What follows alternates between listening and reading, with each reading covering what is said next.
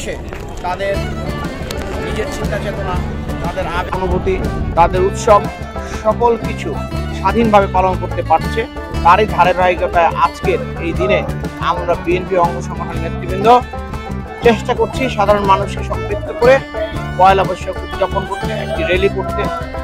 তবে আমরা একটা জিনিস লক্ষ্য করলাম গতকালকে, যে দীর্ঘ বৎসরের পর বৎসর, যুগের পর যুগ বাংলাদেশ, গ্রাম বাংলার যে ঐতিহ্য পয়লা বৈশাখ এবং মেলা, এটা বাংলাদেশের ইসলামী দল হিসাবে নিজেদেরকে জাহির করে একটি দল প্রশাসনের মাধ্যমে প্রশাসনকে দিয়ে এই মেলা এবং উদযাপনে বিভিন্ন জায়গায় বাধাগ্রস্ত করাচ্ছে, যেখানে প্রশাসন এবং সাধারণ মানুষ মুখোমুখি অবস্থান করছে এবং এটার একটা বিরূপ প্রতিক্রিয়া জনসাধারণের মধ্যে তৈরি হয়েছে।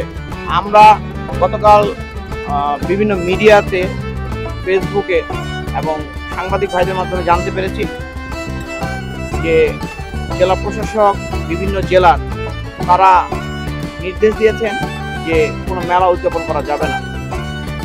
পরবর্তীতে আমরা সাংবাদিকদের মাধ্যমে এটা জানতে পেরেছি যেটা যেই দলটা ইসলামের লেবাস লাগিয়ে বাংলাদেশের ইতিহাস ঐতিহ্যকে বিলীন করার লক্ষ্যে কাজ করছে, তারাই তাদের প্রশাসনের মাধ্যমে বাংলাদেশের মানুষকে এই উদযাপনের অংশ থেকে, আনন্দ থেকে বঞ্চিত করার জন্য এই কাজটা করিয়েছে।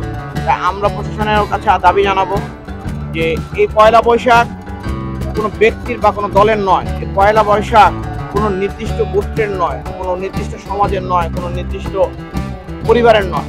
এই পয়লা বৈশাখ বাংলাদেশের, স্বাধীন বাংলাদেশের স্বাধীনতার পরবর্তী সময় থেকে অদ্য দিন পর্যন্ত সমগ্র বাংলাদেশের সর্বশ্রেণীর মানুষের জন্য এই পয়লা বৈশাখ এবং পয়লা হলে সেই আনন্দ। তাই আমি আমার ফতুল্লা থানা বিএনপির পক্ষ থেকে, আমার ব্যক্তিগত পক্ষ থেকে আজকে যারা এই আনন্দ র্যালিতে এসছে এবং যারা ফতুল্লা থানার বিভিন্ন অঞ্চলে এই আনন্দ উপভোগ করছে, সকলকে এই পয়লা বৈশাখের শুভেচ্ছা এবং অভিনন্দন জানাচ্ছি। পাশাপাশি আগামীতে আমরা আরো সুন্দর করে বাংলাদেশের এই সংস্কৃতি এবং কৃষ্টিকে ঐতিহ্য রূপ দিয়ে আমরা পালন করব, এই আশা ব্যক্ত করে আমি সকলকে ধন্যবাদ জানাচ্ছি।